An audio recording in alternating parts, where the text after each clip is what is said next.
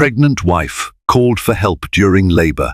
The millionaire was shocked to see his ex-wife giving birth to his quadruplets. There are moments in life when every carefully constructed facade of normalcy comes crashing down. For Andrew Coleman, CEO of a booming tech enterprise, the phone call that shattered his world arrived in the middle of a power lunch. The woman in labor, screaming for help from an emergency room in Midtown Manhattan, was none other than his ex-wife, long absent, never forgotten.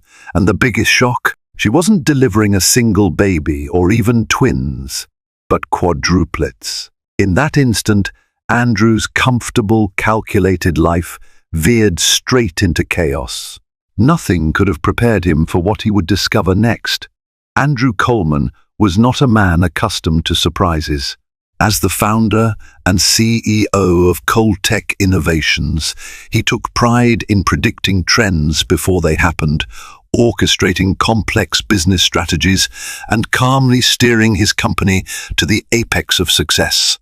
At 38, he had cultivated a reputation for unwavering composure that extended to every area of his life, including his relationships. He believed that fortune favored the prepared, that with meticulous planning, no obstacle was insurmountable. Thus, the phone call that came during lunch with his board of directors felt like a violent disruption of everything he held sacred. It began as an ordinary Tuesday. Andrew was seated at the head of a long, polished mahogany table in the private dining room of the Mark Hotel on Manhattan's Upper East Side. He glanced at his phone, expecting to see a congratulatory text from Mark Thompson, his longtime friend and CFO, about the success of their latest software launch. Instead, Andrew saw an unknown number flashing on his screen. Normally, he would ignore an unrecognized caller, but something made him pick up. Perhaps it was intuition. Perhaps it was the slight tingle in the back of his mind, reminding him that no matter how carefully one planned, fate always had its own design. "Mr. Coleman?" The voice on the other end was a frantic nurse. "I'm calling from Mount Sinai Hospital. You've been listed as an emergency contact by a patient who's currently in labor. She specifically asked for you. She's in distress." Andrew nearly dropped his phone. He had no children, no pregnant relatives, no friends expecting babies who would name him as an emergency contact. 1,000 questions collided. He managed only one. "Who is she?" The nurse paused, lowering her voice. "Her name is Delilah Carter." That name struck him like a thunderbolt. Delilah was his ex-wife, the woman he had loved and lost 3 years prior. They had ended their marriage under painful circumstances that were never fully resolved. In all that time, they had barely spoken a word. He stared at the expectant faces around the table, his board of directors waiting for his verdict on a new acquisition plan. Life had just thrown him a curveball he could not have seen coming. Andrew bolted from the table, stumbling through an apology about a family emergency. As he rushed outside, dread twisted in his stomach. Delilah was having a baby. Why had she kept this hidden for so long? Another shock awaited. The nurse quickly added that Delilah was expecting quadruplets, 4 babies. The knowledge drained all blood from Andrew's face as he hurried into a waiting black SUV. It was inconceivable. Was he the father? How could that even be possible if they had parted ways 3 years ago? On the drive to Mount Sinai, Andrew's mind replayed the last conversation he had shared with Delilah. How had their once passionate love story derailed? They'd met in college at Columbia University. She was an English literature major with a passion for Renaissance poetry, while he was a business prodigy already making waves in the tech world. Their relationship was like a star burning at both ends, luminous but destined for a short life unless carefully nurtured. They married young, achieving a union fueled by an intensity that recognized no boundaries. Yet, over time, Andrew's relentless ambition overshadowed everything else. Delilah felt unseen, her dreams of being a writer drowned out by the 24/7 demands of Andrew's rising empire. They argued, they tried therapy, but nothing stuck. When Delilah walked out, leaving only a farewell letter on the granite kitchen island, Andrew had felt betrayed. He was not the type of man who allowed people to simply exit his life unannounced, but in Delilah's case, he let her go, fearful of the damage he might do if he tried to cage her further. For 3 years, he heard nothing. Now she was calling from a hospital bed, about to bring quadruplets into the world, and had apparently listed him, her ex-husband, as the emergency contact. If the children were truly his, it meant that something far more mysterious and complicated had been unfolding behind the scenes.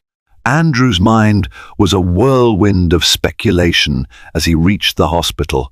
Andrew Coleman prided himself on his ability to anticipate events before they happened. As the highly respected CEO of Coltech Innovations, he spent years predicting market shifts and devising forward-thinking strategies that made his company a powerhouse in the tech world.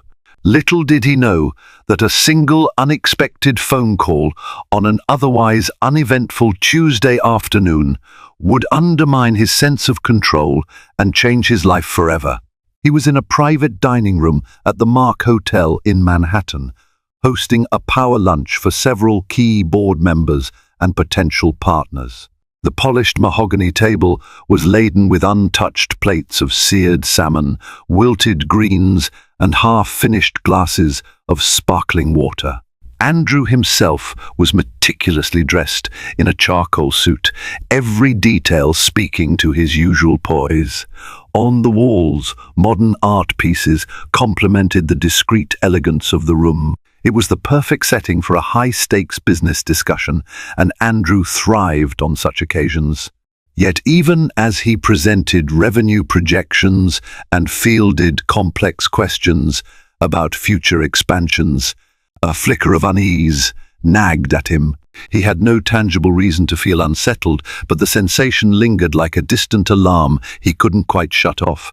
Moments later, when his phone buzzed, the entire room fell silent.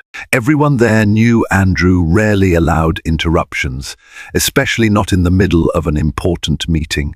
His brow furrowed slightly at the unknown number. Something compelled him to excuse himself and answer. "Mr. Coleman?" A woman's voice crackled on the other end, breathless and tense. "I am calling from Mount Sinai Hospital. You've been listed as an emergency contact by a patient who's currently in active labor. She's asking for you specifically. She seems to be in distress." Andrew's grip on the phone tightened. "I'm sorry. There must be some misunderstanding. I have no pregnant relatives or—" He paused, his heartbeat quickening. "Who's the patient?" "She's identified as Delilah Carter," the nurse said, her tone cautious. "She told us you're her ex-husband and that we had to call you." All color drained from Andrew's face. Delilah. They had divorced 3 years ago after a turbulent and short-lived marriage. He had no idea she was even back in New York, let alone giving birth. How could she possibly have him listed as an emergency contact? A series of half-formed questions tumbled through his brain, but he could barely articulate a coherent reply to the nurse. The board members watched him expectantly, confused by his sudden silence. Andrew fought to maintain composure. "I'll be right there," he managed, ending the call. The next minute was a whirlwind of apologies to his board members, mumbled explanations about a critical family emergency, and a hasty exit. He left behind a room full of puzzled executives and an abandoned slideshow of bar charts and sales forecasts, all overshadowed by the explosive revelation that Delilah, his ex-wife, was about to have a baby. Or babies. Outside, the spring sunlight glared off the surrounding skyscrapers, but Andrew's mind was too stormy to process it. Slipping into his waiting SUV, he gave clipped orders to the driver, Mount Sinai Hospital, and hurry. Every block felt like an eternity. Against the background murmur of city traffic, Andrew's thoughts battered him with questions. How is this possible? Who is the father? Why didn't she tell me? And yet, somewhere in the pit of his stomach, a surge of guilt and dread combined into a tangible ache. His phone vibrated again. It was the same number from the hospital. This time, the nurse's voice was urgent. "Mr. Coleman, I need to inform you that Miss Carter's carrying quadruplets. There are complications, and the doctors are preparing for an emergency C-section." Andrew nearly dropped the phone. Quadruplets, 4 babies. It was a statistical rarity, a scenario he'd never imagined in his wildest dreams. If he was somehow involved, even peripherally, his entire, carefully organized world was about to be torn to pieces. Focus, he told himself, though adrenaline pulsed in his veins. He had always been the man with the perfect plan, yet no plan could prepare him for this. By the time he reached Mount Sinai, Andrew's usually controlled demeanor had cracked. He rushed into the labor and delivery department, where the sharp scent of antiseptic and the buzz of frantic activity hit him like a physical force. An anxious nurse in light blue scrubs, name tag reading Elena Garcia, led him down a corridor to a private room. Delilah lay on a narrow hospital bed, sweat matting her auburn hair to her forehead.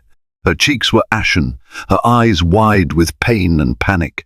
The roundness of her belly was shocking, unmistakably that of a woman about to deliver multiple babies. She gripped the rails of the bed, knuckles white. When she saw Andrew, her eyes flickered with a mixture of relief, guilt, and fear. "Andrew," she gasped, voice ragged from contractions. I didn't know who else to call. There was no time for accusations or demands. Another contraction hit, contorting her face in agony. Andrew rushed to her side, his questions momentarily drowned out by concern. He tried to offer a reassuring squeeze of her hand, though his own was shaking. "What is going on?" he wanted to shout. Yet Delilah's labored breathing reminded him that he had to keep calm. A tall, no-nonsense obstetrician named Dr. Allison Caldwell entered, flanked by a team of medical professionals. She nodded brusquely at Andrew. "We're preparing for an emergency C-section," she explained, her voice clipped with professional urgency. "Miss Carter is showing signs of fetal distress." There's no time to waste. Andrew felt the blood drain from his face again. He was ushered out briefly to change into surgical scrubs. Everything felt surreal, like a movie montage, played at triple speed. One moment he was an unsuspecting CEO at a business lunch. The next, he was donning a cap and mask, stepping into an operating room to witness what might be the birth of his ex-wife's quadruplets. Inside, the lights blazed with a sterile intensity, reflecting off gleaming steel instruments. Monitors beeped incessantly, tracking Delilah's vitals. A partition sheet went up at her waist. Andrew stood near her head, feeling utterly powerless. Delilah's labored breaths mixed with the hiss of the ventilator. The medical team buzzed around, their chatter precise and urgent. In a rasping voice, Delilah tried to speak. "Andrew, she grimaced as another wave of pain seized her. "I'm sorry I didn't tell you." Andrew tried to swallow the lump in his throat. "We'll talk about it later," he said gently. "First, let's get you and the babies safe." Dr. Caldwell made the first incision. Andrew couldn't see the details behind the surgical sheet, but he heard the doctor's calm instructions to her team: scalpel, suction, retractors. The tension in the room was thick enough to slice with a knife. Andrew squeezed Delilah's hand, hyper-aware that he was watching a life-altering moment unfold. Suddenly, the shrill cry of a newborn pierced the room's hush, then a second cry, then a third. Andrew's heart pounded so hard he thought his ribs might crack. A few moments later, the final baby emerged, its tiny wail raspy yet unmistakably alive. Andrew felt tears prick his eyes. 4 lives, he thought. Stunned, 4. The medical staff worked swiftly to pass each infant 2 girls, 2 boys to neonatal specialists who awaited them at adjacent warming stations. Andrew craned his neck to see the small, squirming bundles under bright, overhead lamps. He could hardly breathe at the sight. Each child was impossibly small, their limbs thin and pink, their cries heartbreakingly weak but determined. For an instant, Andrew's gaze swept over Delilah's pale face. She looked at him with an intensity that spoke volumes, even in her exhausted state. But before relief could settle in, the monitors beeped wildly. Dr. Caldwell's voice turned urgent. "We have bleeding here, lots of it. Suction now. Clamp the bleeder, quickly." The surgical team closed ranks around Delilah, blocking Andrew's line of sight. He felt sheer terror surge through him. Delilah was hemorrhaging. Andrew gripped her hand, leaning forward. She was so pale he feared she was slipping away. A swirl of medical staff moved in frantic precision. Anesthesiologist, surgical nurses, Dr. Caldwell, each giving clipped instructions. Time lost meaning as Andrew prayed under his breath, something he hadn't done in years. Then, after what felt like ages but was likely only a few minutes, Dr. Caldwell let out a tense exhale. "We've controlled the bleeding. Good job, everyone." The tension in the room deflated in a collective sigh. Delilah's eyes fluttered closed. Andrew could see tears glistening on her lashes. "The babies," she whispered weakly. "Are they okay?" Andrew glanced toward the neonatal stations where each baby was being tended with oxygen and gentle hands. A nurse met his eyes, nodded, and mouthed the word stable. Overwhelmed, Andrew pressed his forehead to Delilah's for a brief moment. "They're fine," he whispered, voice trembling. "You're going to be okay." In that charged space of antiseptic lights and quiet relief, Andrew understood that his life had just shifted irrevocably. 4 newborns, an ex-wife he never stopped caring for, and a swirl of buried secrets that had driven them apart. As the medical team prepared to move Delilah to recovery, Andrew tore his gaze from her just long enough to glance at the tiny forms of the quadruplets. How is any of this real? He wondered. Outside, the city continued in its usual rush, oblivious to the seismic change in Andrew Coleman's world. Inside that hospital, he felt both powerless and profoundly alive. He was no longer just the unflappable CEO with perfect business foresight. He was possibly a father of 4, bound once again to the woman he had lost. As the operating room door swung open, leading Delilah toward post-op, Andrew followed with shaky steps. Countless questions loomed. Were these truly his children? How would he reconcile the betrayal he felt with the fact that Delilah was alone and terrified? Yet one thing was clear: no matter the answers, his life was now intertwined with Delilah and those fragile babies. And for the first time in years, Andrew had no idea what to do next. Delilah spent the next several hours in the recovery unit, heavily sedated. The quadruplets were stabilized in the neonatal intensive care unit, connected to monitors and tubes. The nurses informed Andrew that the babies, though premature, were strong. Early indications suggested they had a good chance of thriving. Andrew, physically and emotionally spent, wandered like a ghost. He found himself in a narrow hallway with subdued lighting outside the NICU window.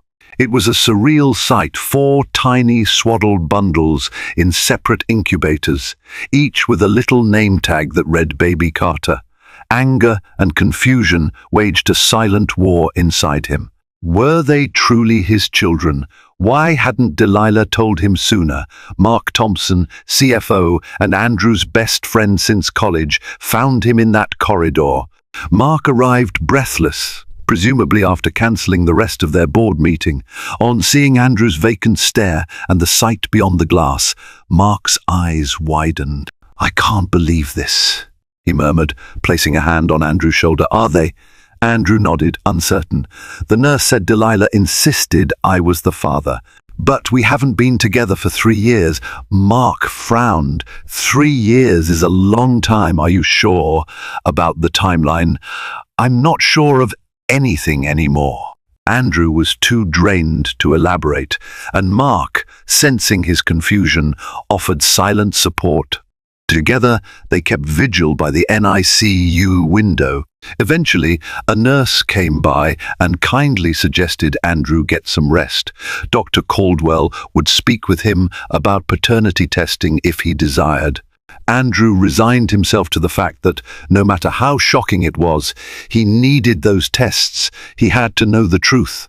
Unable to sleep, Andrew sat in one of the cold, impersonal chairs near Delilah's room, his mind drifting back in time. Their marriage had started with the fervor of a midnight wildfire. They were so different, he with his calculated worldview, she with her poetic soul, that no one believed they would last. But love doesn't always follow logic, and theirs had ignited with breathtaking speed. They traveled together Paris, Rome, Tokyo, transforming every trip into a tempest of arguments, reconciliations, and passionate nights that tested the boundaries of their relationship. Delilah never wanted Andrew to compromise his ambitions, only to remember that there was more to life than board meetings and acquisitions. Andrew, for his part, realized too late that he had smothered Delilah's creative spirit under the demands of his budding empire. She had wanted children at one point, but Andrew insisted they wait until his company was on solid ground. He promised her that once his product line launched, once they secured a big investor, once his brand gained traction, then they would talk. Always once something else was accomplished. Those once moments piled up like a fortress. No wonder Delilah eventually felt locked out. He recalled one of their last nights together, when a heated argument ended with Delilah packing her suitcase. She believed he would follow her, but Andrew had been too proud. The next morning, she was gone. The divorce paperwork arrived a month later. The only silver lining was how amicably they parted on paper.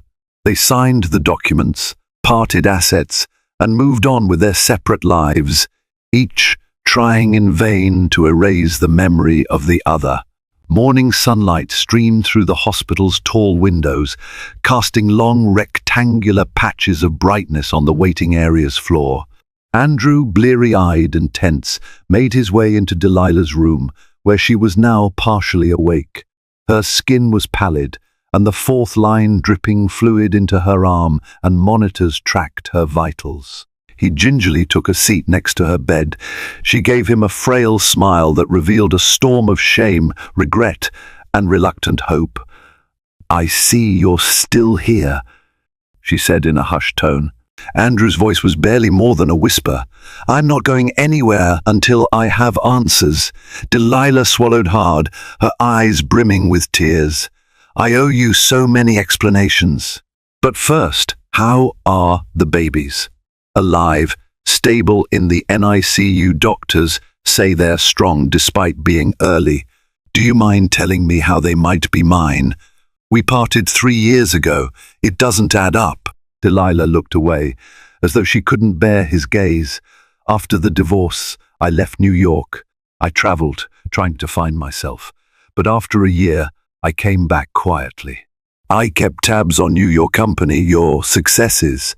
I even attended one of your public speaking events, but you never saw me.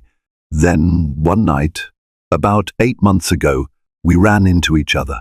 Andrew's brow furrowed. "No, we didn't," she nodded. "You just don't remember it. You were attending a party with Mark. He introduced you to some potential investors. I had been invited by a mutual acquaintance, likely by accident. I saw you there, near the bar, on your 3rd or 4th drink. You were upset.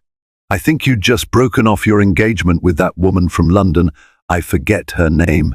Andrew's mind raced. He remembered a messy breakup with a socialite named Madison Green, but the timeline was murky.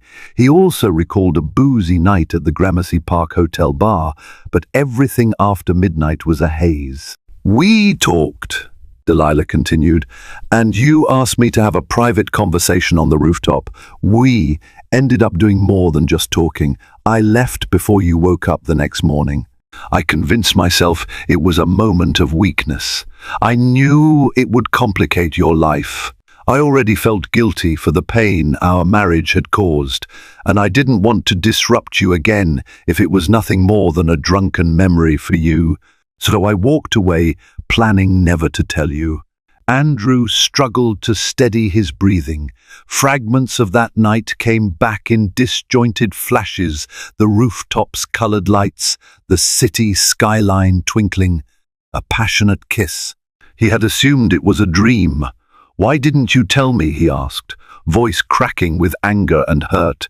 I had a right to know. I was scared, Delilah admitted, tears tumbling down her cheeks. I had no money, no stable job. I was living in a cramped studio in Queens. When I found out I was pregnant, and with quadruplets, I couldn't believe it. Every day, I told myself I should call you. But then your company had that big IPO, your face was on every magazine cover. Rumors swirled about a new relationship. I felt like an intruder into your perfect world. So I waited until I was forced to come to the hospital alone. When the complications started, they asked for an emergency contact. I couldn't think of anyone else but you. Andrew sat rigid. Emotions warred within him, rage at the secrecy, sorrow at Delilah's isolation, an inexplicable sense of joy at the thought of fatherhood. I would have been there for you, he murmured, voice thick with emotion. I'm not a monster. Delilah sobbed.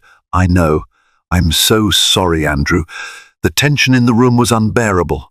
Their gazes locked, each searching for clues as to how to proceed. Finally, Andrew stood up, letting out a shuddering breath. We'll do a paternity test, he said softly. But if they're mine, I'm in. 100%. A flicker of relief crossed Delilah's eyes, though the guilt lingered.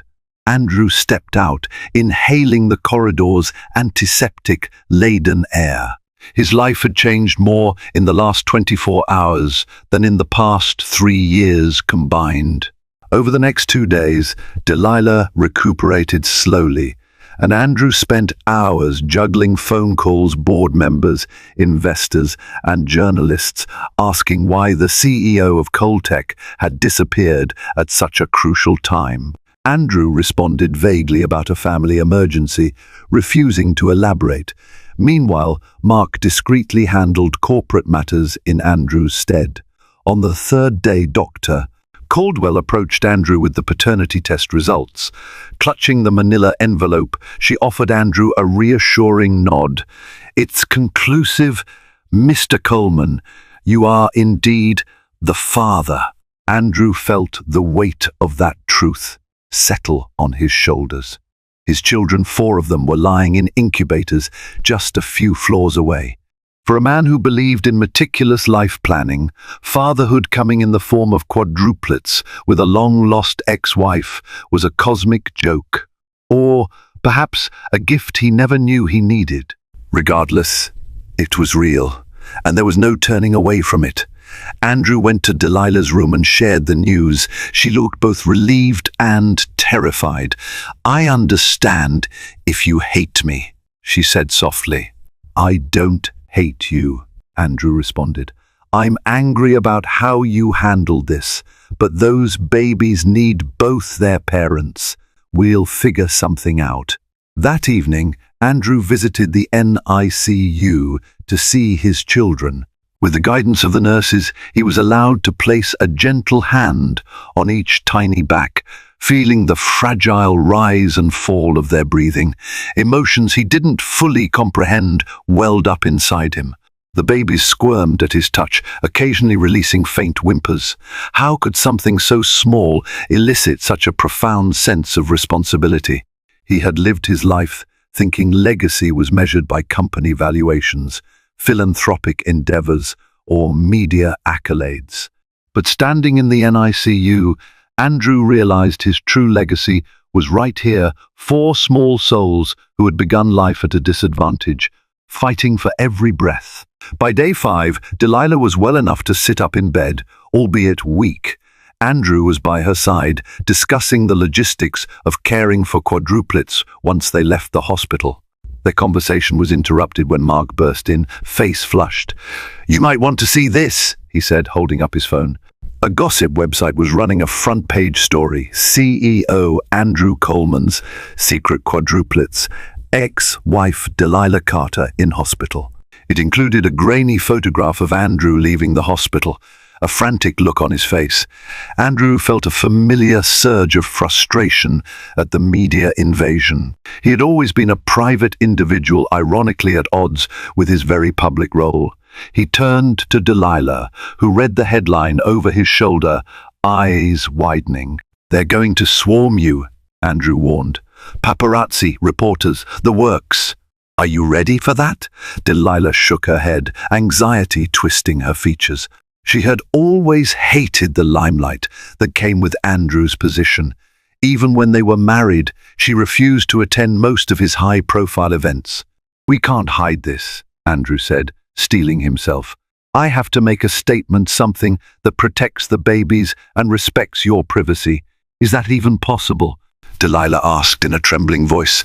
Andrew pulled out his phone and dialed Coltech's PR specialist.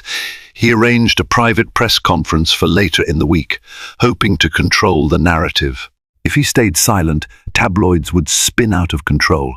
That evening, Andrew posted an official statement on social media, confirming that he was supporting his ex-wife and their newborn quadruplets, requesting privacy during the sensitive period.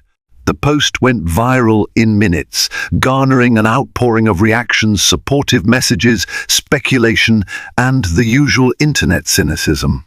In the midst of the digital storm, Andrew's priority remained the health of his children and Delilah's recovery. As days turned into a week, Delilah gained enough strength to be wheeled down to the NICU. Andrew was present, guiding her. She was overcome at the sight of her 4 babies, 2 boys, 2 girls so tiny and vulnerable.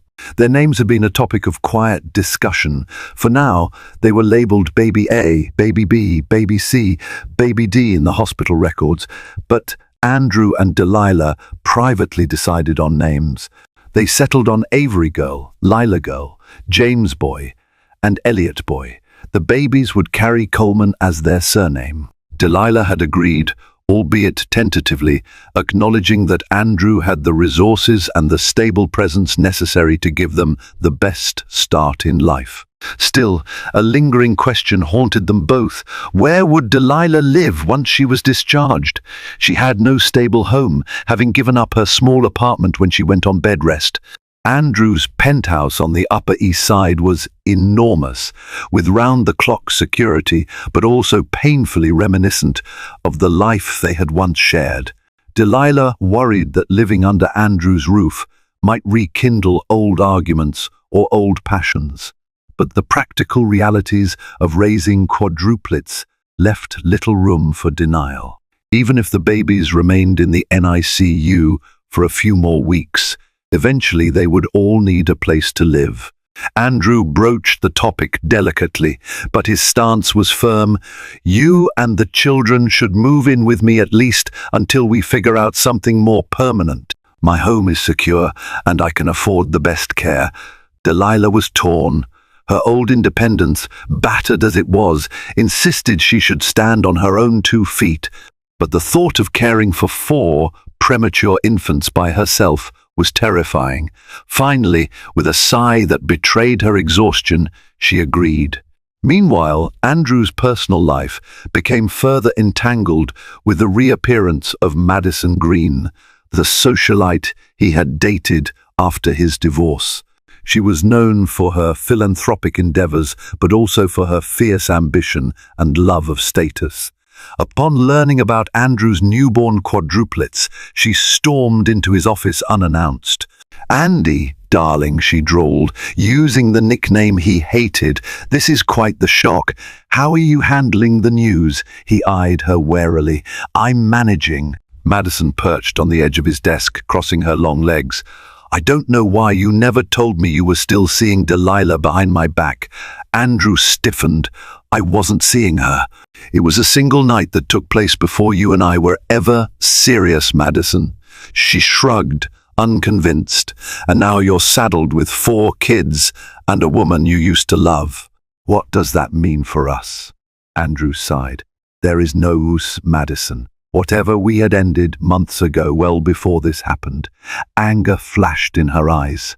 You think you can discard me like some old toy just because your ex shows up with a litter of babies? I was willing to overlook a lot, but I won't be humiliated. Before Andrew could reply, Madison stormed out, leaving him with a hollow feeling in his chest. The last thing he needed was a vengeful ex stirring up scandal. His entire world was already precariously balanced on the edge of an emotional chasm. A few weeks later, the quadruplets gained enough weight and stability to be discharged in stages. The day they brought the first 2 home, Avery and Elliot, was both joyous and terrifying. Delilah was released from the hospital at the same time, still weak and requiring follow-up visits. A specialized team of neonatal nurses accompanied them to Andrew's penthouse, ensuring the babies were transferred without incident. The penthouse was a sprawling space, designed with minimalist elegance glass walls overlooking the city skyline, custom furniture, and a private terrace. Yet for the first time, Andrew saw it through new eyes. It was painfully unprepared for babies. At Delilah's insistence, a portion of the living room was cleared and cribs were installed. The stark decor transformed into a nursery of chaos, diapers, bottles, and baby blankets scattered about. Andrew found the transformation strangely comforting. 2 days later, Lila and James joined their siblings, completing the family's homecoming. Andrew hired a full-time nanny, Maggie Liu, and a night nurse to help with the round-the-clock feedings. Still, it was an uphill battle, especially for Delilah. She was recovering from major surgery, barely slept, and was grappling with postpartum hormonal fluctuations. Andrew, juggling fatherhood with the demands of his company, felt the strain on his carefully compartmentalized life. Yet a tender intimacy emerged as they navigated 2 feedings and moments of shared wonder at their baby's tiny smiles. One dawn, Andrew found Delilah in the nursery, rocking Avery back to sleep. He stood at the doorway, watching the gentle rhythm of her movement. She noticed him and offered a tired smile. I never realized how hard it would be. 4 of them at once, she whispered. He approached, placing a hand on her shoulder. Neither did I, but you're doing great. For a moment, their eyes locked, memories of their past swirling in unspoken reverie. Andrew could sense the pull between them, an echo of the love that once consumed them. But he also felt the walls they had built, the scars of betrayal and regret. The moment passed like a breath, fleeting and uncertain, leaving Andrew with an ache he couldn't name. One sweltering afternoon, Mark called Andrew with alarming news. A leaked memo had emerged, suggesting Andrew's leadership at Coltech was compromised by personal drama. The stock price dipped. Anonymous insiders alleged Andrew was neglecting his duties to play family man. Investors were skittish. The board demanded an urgent meeting. Andrew felt the pressure mount. He had been working from home to be near Delilah and the babies, managing conferences via video calls. He assured the board that Coltech's operational stability was intact and that Mark was overseeing daily operations. Yet rumors persisted of a possible coup. Some board members felt Andrew's paternal obligations jeopardized the company's future.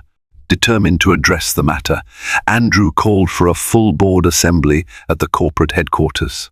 He prepared meticulously, compiling performance metrics that showed the company continued to grow despite his partial absence. On the morning of the meeting, Andrew looked in on the quadruplets before he left.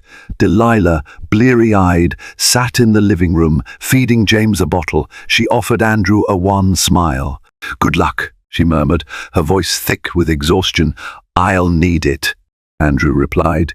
He wanted to lean down and kiss her forehead, but old hesitations held him back. Instead, he simply left, shoulders squared, mind steeled for battle.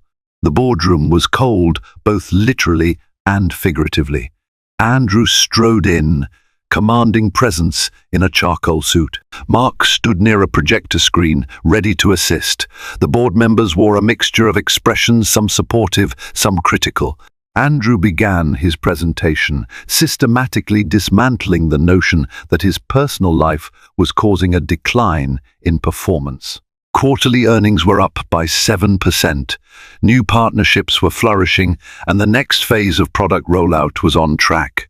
Yet one board member, a man named Conrad Price, was openly hostile. "Your lack of focus is concerning," Price said, leaning forward in his chair. "We've invested in your vision, Andrew, not in your personal life.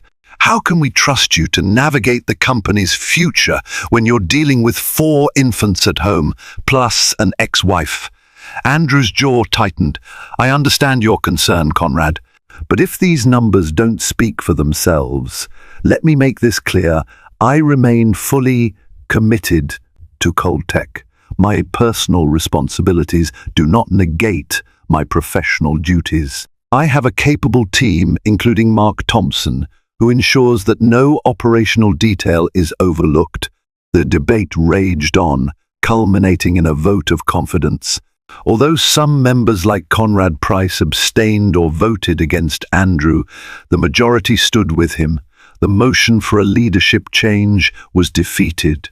Andrew left the boardroom feeling victorious, albeit drained. That night, Andrew returned home to chaos. The quadruplets had all taken ill with a minor viral infection, causing fevers, incessant crying, and parental panic. Delilah looked frantic, her hair disheveled, tears staining her cheeks. "I was about to call you," she managed, voice cracking. Andrew stepped in, quickly handing his jacket to the nanny and rolling up his sleeves. They checked temperatures, administered doctor-approved medicine, and soothed the little ones until their cries subsided. The intensity of the crisis overshadowed everything else. By midnight, with the babies finally resting, Andrew and Delilah sank onto the living room couch. "They'll be okay," Andrew said, placing a comforting hand on Delilah's arm. "It's just a bug. The pediatrician said it's common with preemies." She nodded, tears glistening. "I was so scared. I felt like I was failing them." Andrew turned toward her. "You're not failing. You're an amazing mother, Delilah." She blinked at the compliment, then broke down into quiet sobs. Instinctively, Andrew pulled her into an embrace, letting her cry into his shoulder. The closeness brought forth a flood of memories, the nights in their old apartment when they danced to soft jazz, the mornings she would read him lines from her favorite Shakespearean sonnets. Neither moved to break the embrace, as though both knew how precious and precarious this moment was. Eventually, Delilah pulled away, wiping her tears. Her gaze was intense, filled with gratitude and yearning. They lingered in that charged atmosphere. Then she leaned in and kissed him, a tender, desperate act. Andrew's heart pounded. He tasted her tears, felt the quake of her breath. Desire mingled with confusion. Part of him screamed that it was too soon, that unresolved pain lay between them. Another part felt an undeniable pull to the woman he once swore to love forever. When they finally parted, their eyes locked. Delilah's voice was a quivering whisper. "I'm sorry. I shouldn't." Andrew pressed a finger to her lips. "Don't apologize," he said quietly. They held each other's gaze in the near darkness, the quiet hum of the city outside. In the days that followed, a fragile detente emerged between Andrew and Delilah. Neither openly discussed the kiss, but their interactions were softer, Andrew spent more time at home, dividing his focus between Coltech and fatherhood. Delilah began writing again, finding solace in journaling the emotional tidal wave of raising quadruplets. Yet old wounds were not so easily healed. Tension would flare at odd moments. One morning, Delilah caught herself feeling jealous of the attention Andrew's staff paid him. Another evening, Andrew, stressed from a contentious investor call, snapped at Delilah for not responding to a baby's cry quickly enough. Apologies followed, but the undercurrent of resentment lingered. Still, with every passing day, they learned more about each other as co-parents. Andrew discovered that Delilah still wrote verses in the margins of old books. Delilah found that Andrew, once stoic, had learned to laugh easily around his children, making silly faces that delighted them. These glimpses offered hope that they could forge a new relationship, one stronger, more resilient than before. Just as Andrew and Delilah seemed to be finding their rhythm, a phone call came from a frantic Mark Thompson. "Andrew, I don't know how to say this, but we have a problem. Madison Green filed a lawsuit alleging you manipulated her out of business deals and inflicted emotional distress. She's demanding a hefty settlement." Andrew was speechless. The claim was baseless. He had never mixed personal affairs with business dealings where Madison was concerned. She had no stake in Coltech. But he also knew how damaging a public legal battle could be, especially given the tabloids' current frenzy over his personal life. Delilah found him pacing in his study, fists clenched. He explained the situation, fury evident in his voice. "She's trying to blackmail me. If I fight her publicly, it'll turn into a media circus. She probably wants hush money." Delilah approached, expression resolute. "Don't give her a cent. Fight it. Anyone who knows you will see through this." Andrew looked at her, grateful yet wary. "The problem is that I'm not sure how the board or the investors will react. They might pressure me to settle just to avoid negative publicity." Delilah bit her lip, placing a hand on Andrew's arm. "It's time to show her you won't be bullied. I'll testify if it helps." He met her gaze, a glimmer of admiration lighting his eyes. "Thank you." Spurred by Delilah's support, Andrew consulted with Coltech's legal team. They advised a swift counteraction, securing affidavits that disproved Madison's claims. Mark contributed business documents verifying that no joint ventures existed. Meanwhile, Andrew's personal lawyer prepared to confront Madison's attorneys. A fierce battle loomed, but Andrew felt a renewed sense of determination, buoyed by Delilah's unwavering presence. The lawsuit advanced rapidly. Madison refused to back down, hoping to corner Andrew into an out-of-court settlement. A preliminary hearing was scheduled at the New York County Courthouse, attracting paparazzi and reporters. Andrew arrived flanked by his legal team. Delilah watched from the gallery, discreetly avoiding the cameras. Madison's allegations were as theatrical as they were false. She claimed Andrew had promised her co-ownership in a new venture if she agreed to an arranged engagement, then cut her off once she refused to sign certain documents. The judge, unimpressed with the lack of evidence, questioned her aggressively. Andrew's team presented a trove of emails and financial records that refuted her claims. Madison's veneer cracked. She grew agitated on the stand, unleashing a tirade about Andrew's obsession with his ex-wife and newborn children. The courtroom murmured with interest. The judge attempted to restore order, but Madison's meltdown only exposed the baseless nature of her suit. The hearing ended with the judge urging the plaintiff to consider withdrawing the case or face a counterclaim for defamation. Outside, cameras flashed, reporters shouted questions. Andrew maintained a stoic facade. Delilah exited through a side entrance to avoid the chaos. That night, Andrew and Delilah found themselves in the penthouse's kitchen, physically drained but strangely exhilarated. "Looks like she made a fool of herself," Delilah observed quietly. Andrew nodded. "I'll still have to deal with the fallout, but I think we can handle it." Delilah reached out and squeezed his hand. It was a silent testament to how far they'd come in such a short span. Andrew felt a flicker of hope. Maybe this familial chaos could somehow transform into a stable life. Over the next month, the quadruplets grew stronger, hitting milestones under the watchful eyes of Andrew, Delilah, and the dedicated team of nannies and doctors. The media attention began to wane, especially after Madison dropped her suit rather than face a defamation counterclaim. Andrew's stock soared again as investors realized his personal dramas were no threat to Coltech's success. Yet, the real success story happened behind closed doors at the penthouse. Delilah discovered a maternal strength she never knew she had. Andrew discovered a paternal devotion that transcended all business concerns. Late-night feedings became family bonding times. Rattles and lullabies replaced the incessant hum of corporate calls. One afternoon, Andrew returned home early with a surprise.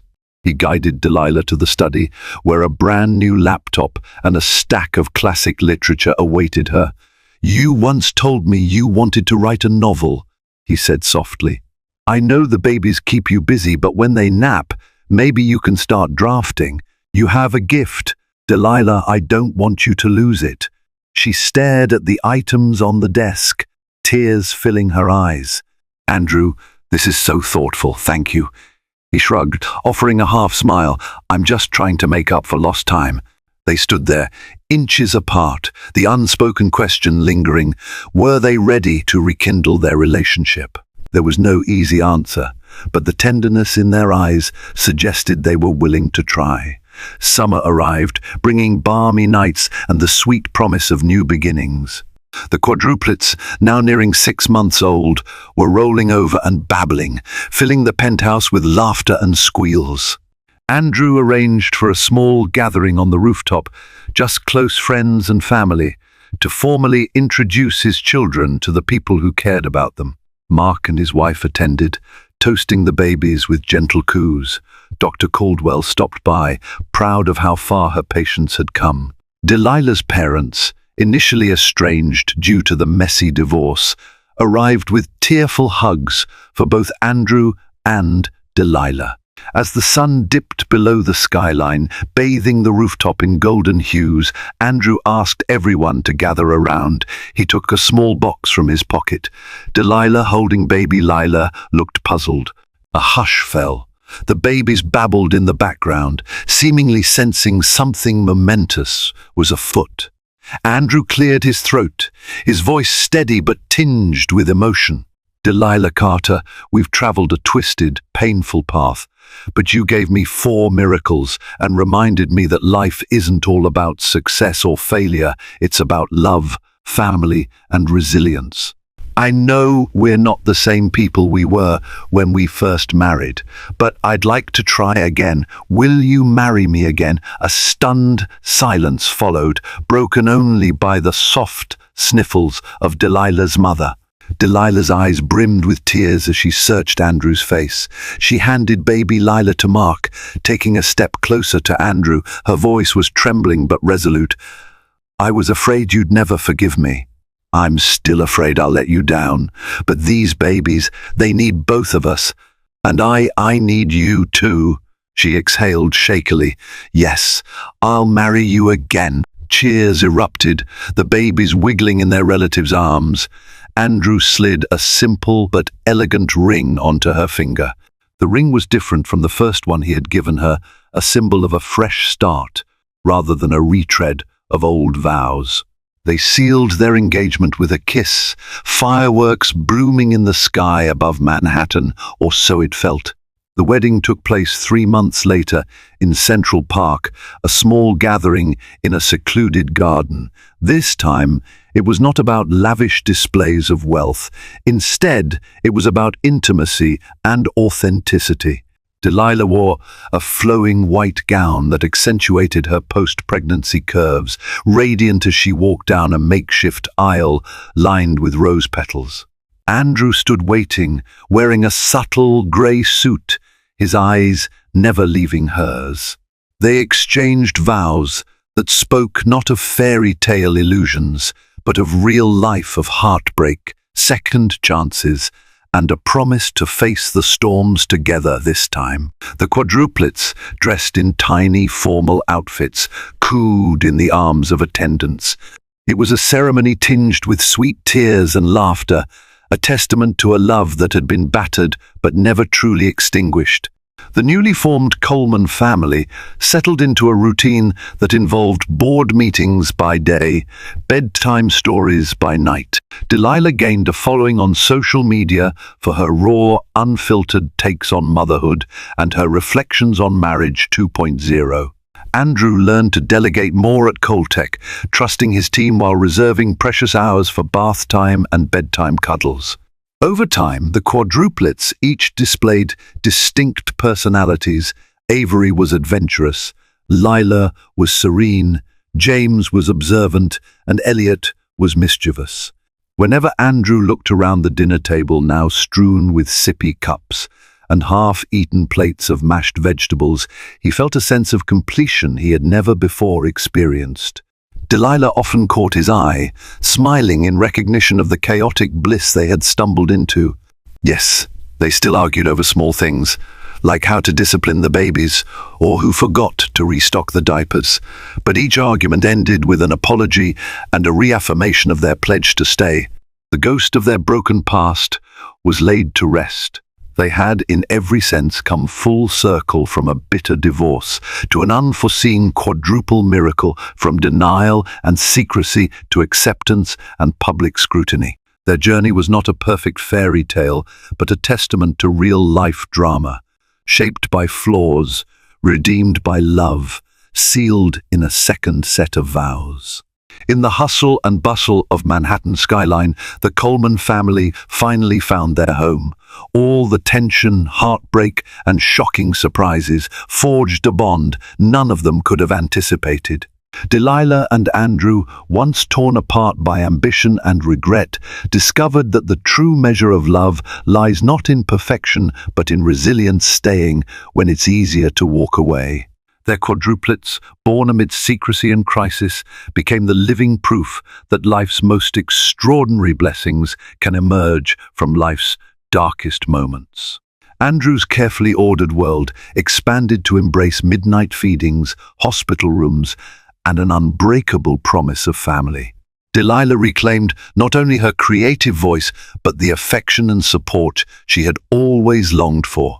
Their journey was far from simple, but it was authentic and real, reminding us all that second chances are possible. Damien Blackwell wasn't born into wealth. He fought for it, with the kind of ruthless ambition that made him as feared as he was admired. Standing at 6'2", with carefully styled jet-black hair, Damien possessed an intensity that could either captivate or intimidate, depending on which side of his generosity you landed on. By age 35, he had turned a small real estate venture into a sprawling empire. His name was whispered at exclusive charity balls, and he was recognized by moguls in the business world. Tabloid columns loved to label him a self-made millionaire with a heart of stone, yet society columns fawned over him as the unstoppable visionary on the rise. Despite the rumors swirling around him, people craved his presence. They invited him to their galas and philanthropic events, hoping a portion of his Midas touch might rub off. He'd appear in the company of A-list celebrities. Oprah Winfrey once interviewed him on a short segment, calling him the real deal, and he'd been spotted at a fundraiser sitting next to Bill Gates discussing global real estate strategies. His was a name that opened doors, sealed deals, and turned heads. But behind the veneer of polished success lay a tangled personal life. Damien was married, though not everyone in his social circle knew it. And he also had a mistress, a younger woman named Charmaine Delgado, who was cunning enough to stand by his side when it mattered, and discreet enough to remain in the shadows until she chose not to. It all began one deceptively quiet morning in their New York penthouse. Damien sipping his black coffee, looking over spreadsheets of property acquisitions. Charmaine flipping through a luxury magazine, her eyes lingering on an article about extravagant parties. A dazzling idea began to form in her mind that would soon lead to chaos. The quiet secret of Damien's life was his marriage to Elizabeth Redwood. At 28, Elizabeth exuded a calm, regal grace. She had grown up in a well-respected family in Boston. Her father, Jonathan Redwood, was a high-powered attorney, and her mother, Catherine Redwood, was a socialite renowned for her philanthropic work. Unlike Damien, Elizabeth had come from money, but she carried her privilege with humility. She taught underprivileged children art in a non-profit school. The marriage was low-key. Elizabeth had never been much for public fanfare, and Damien was all too willing to keep his personal life private to protect his empire from scrutiny. Over the years, they had cultivated an image of a silent, behind-the-scenes couple, rarely photographed together, rarely attending events hand in hand. Some thought they were just close business partners. Others assumed they had parted ways. Only a few intimates knew the truth. But Elizabeth was pregnant, something she had confided only in her close friend, Bella Thompson. They were planning to tell the world in their own time, but the pregnancy was a delicate matter. She had suffered 2 miscarriages in the past, and the heartbreak made her cautious. So Elizabeth kept a low profile, preferring to rest in the couple's Connecticut estate, rather than remain in the hustle and bustle of the city. Damien's visits to Connecticut had grown infrequent. The demands of his business took him overseas, so he said. Elizabeth trusted him mostly. She had chosen to focus on her health, certain that once the baby arrived, their marriage would find renewed purpose. What she didn't know was that Damien wasn't merely away on business. He was in Manhattan often with Charmaine Delgado on his arm. And Charmaine was hatching a plan that would rattle the foundations of everything Elizabeth believed about her marriage. Charmaine Delgado was a woman who knew how to make an entrance. With chestnut brown hair styled in sleek waves, impeccable designer outfits, and a fierce determination in her hazel eyes, she had carved out a place for herself in high society, albeit on the margins of respectability. People whispered that she was Damien's mistress, but they also noticed that her circle included the wives of major hedge fund managers, fashion influencers, and even small-time celebrities who adored her lavish dinner parties. She wasn't satisfied with being a well-kept secret. Her ultimate goal was to become the next Mrs. Blackwell. She loved the taste of power she enjoyed at Damien's side. The hush money, the compliments, the exclusive events he brought her to under the pretense of a business associate. She wanted more than stolen weekends in a Paris penthouse or summers at a Tuscan villa. She longed to replace Elizabeth Redwood, whom she considered dull and undeserving of the empire Damien was building. "Have you thought about throwing a party?" Charmaine cooed one morning as she lounged in Damien's penthouse, the city skyline glittering behind her. A big one, with all the right people. It could be a statement event. Maybe a fundraiser for your new philanthropic arm. Damien, engrossed in reading a financial report, merely raised an eyebrow. "You know those events are important, but we have an entire pep team that organizes them. I don't need more noise around me," she persisted. "We need to show the world you're a man of the people, not just a cutthroat deal-maker. And you know I can handle logistics. Our friend Ariana Roswell from the Van Cleef & Arpels brand could sponsor part of it. It'll be huge, darling." He shrugged. "I'll consider it. Right now, I'm more focused on finalizing a land acquisition in Dubai." But that was just the first step of Charmaine's plan. She knew a single social event wouldn't be enough to stir up the scandal that might eventually push Elizabeth aside. She needed something bigger, something personal. And an opportunity was about to present itself in the most unexpected way.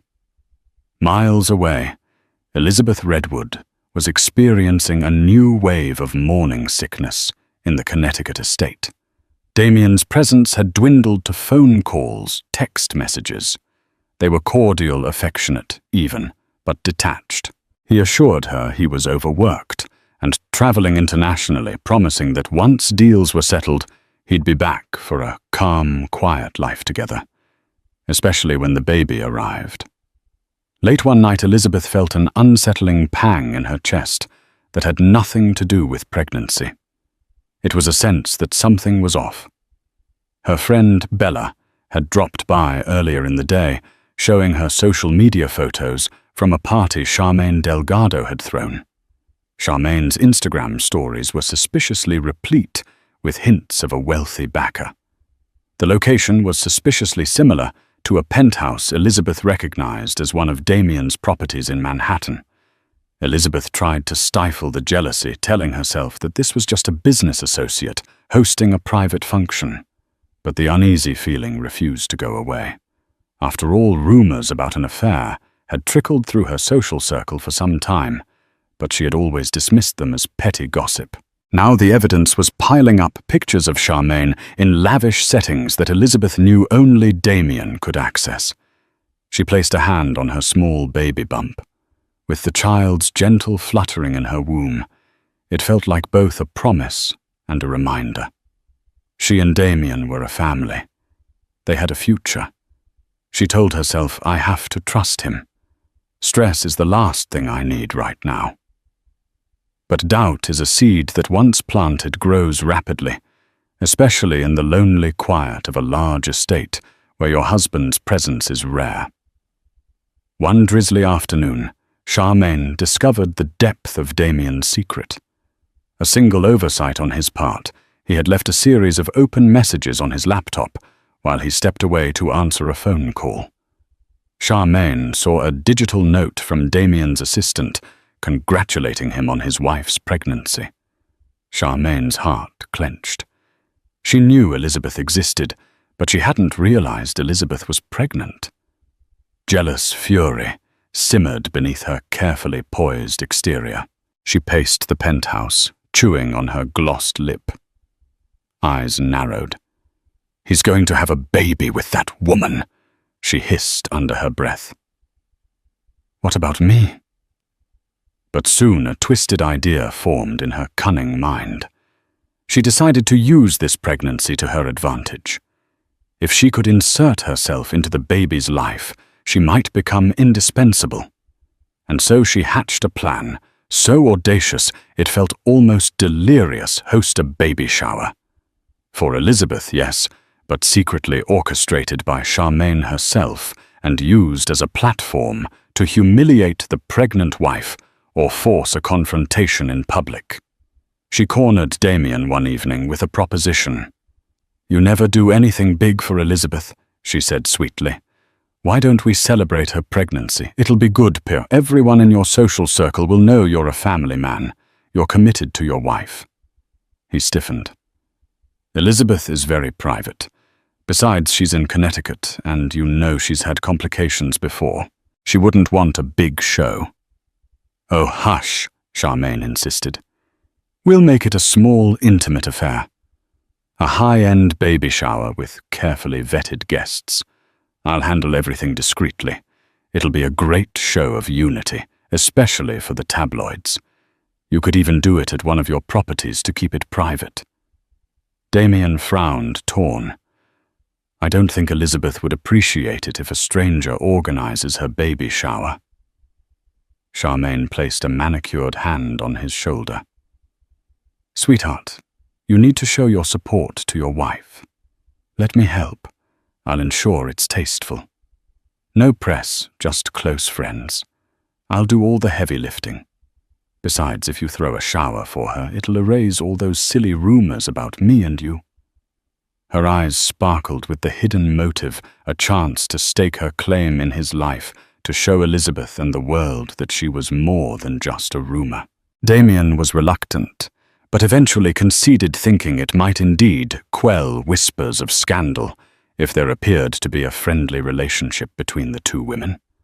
Charmaine couldn't help but smirk when he agreed.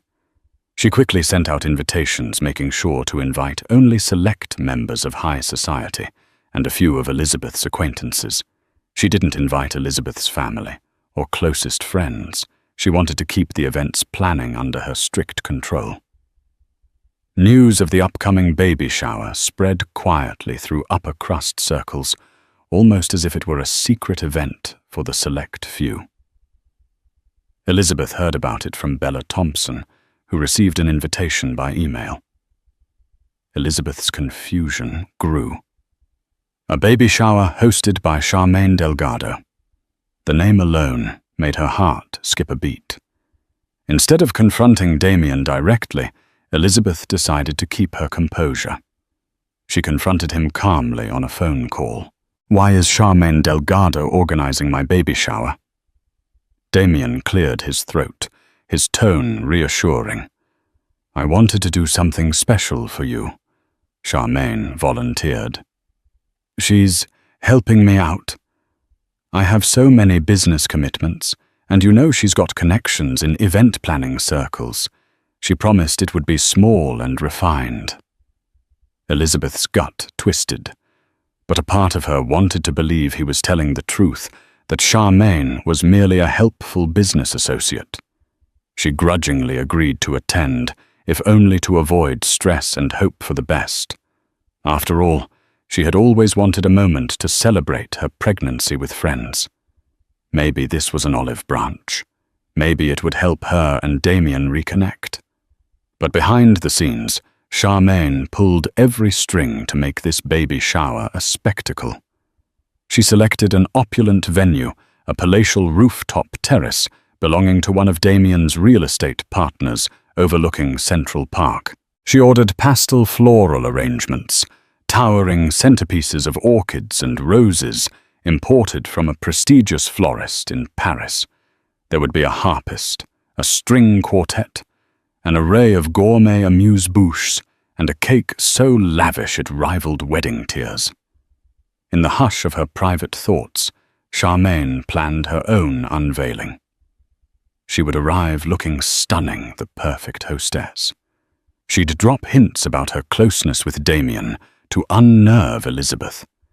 And if all went according to plan, Elizabeth would be so overwhelmed she might even retreat, leaving Charmaine to bask in Damien's spotlight. As the date of the shower approached, Elizabeth felt an unshakable anxiety. She was 7 months pregnant, trying to remain calm for the sake of the baby.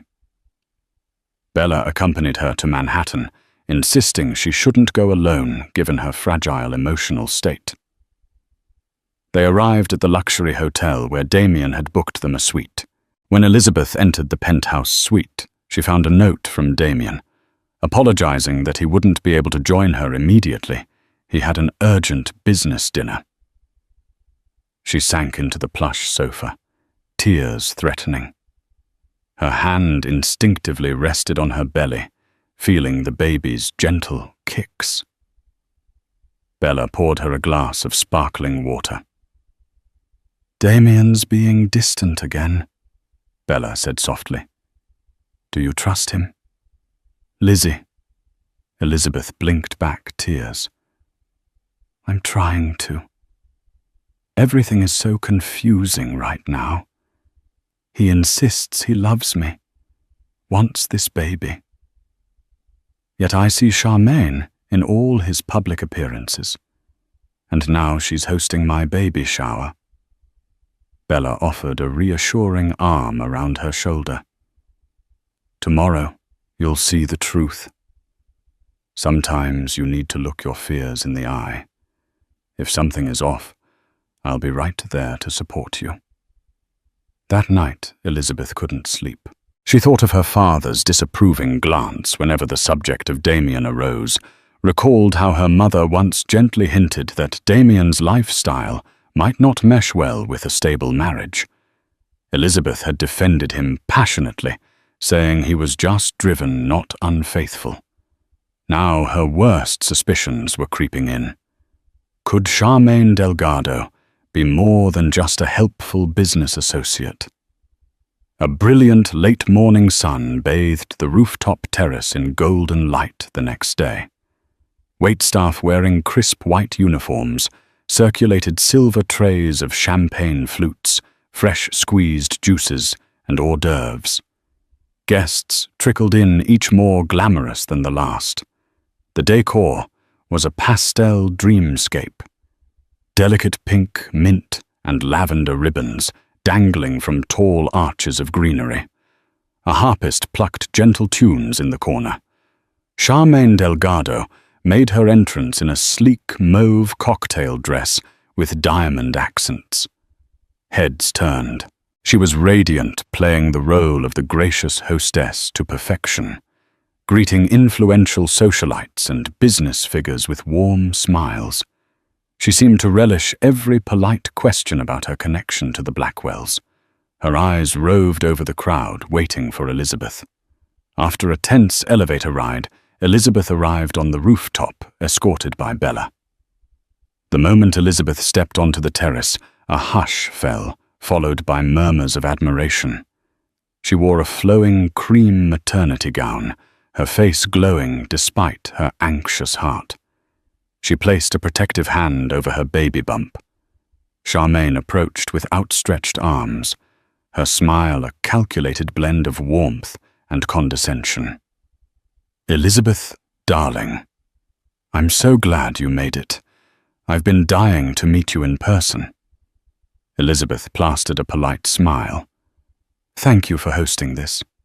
It's quite lovely. I wanted to honor the mother of Damien's child." Charmaine emphasized the name with a slight smirk. "He's told me so much about you. We must chat more later, once you've greeted all these lovely guests." Elizabeth nodded, her brow furrowing. As she glanced around, she noticed many faces. Some were her distant acquaintances, others complete strangers. Few of her real friends were here. It felt like Charmaine's friends, Charmaine's alliances. Elizabeth suddenly felt alien in what should have been her moment. Across the terrace, a small group of women huddled together, whispering and glancing at Elizabeth. She felt the sting of their judgment. Rumors about Charmaine's relationship with Damien had clearly reached these circles, and many were watching to see how Elizabeth would react. Damien himself was noticeably absent. An hour into the festivities, Elizabeth tried to make the best of it. She politely thanked each guest for coming, endured the cooing over baby gifts, and fielded vague compliments about how lucky she was to have such a supportive friend in Charmaine.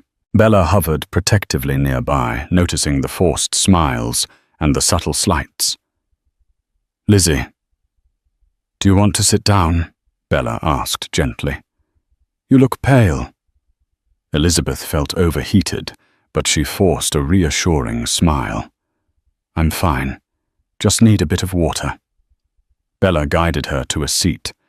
As a waiter brought over a glass of ice water, Charmaine reappeared, dragging along a tall woman named Harriet McAllister, a flamboyant gossip columnist for one of the city's scandal rags. Harriet was known for her sharp tongue and sensational headlines. She was exactly the kind of presence Elizabeth had wanted to avoid. Charmaine purred Elizabeth.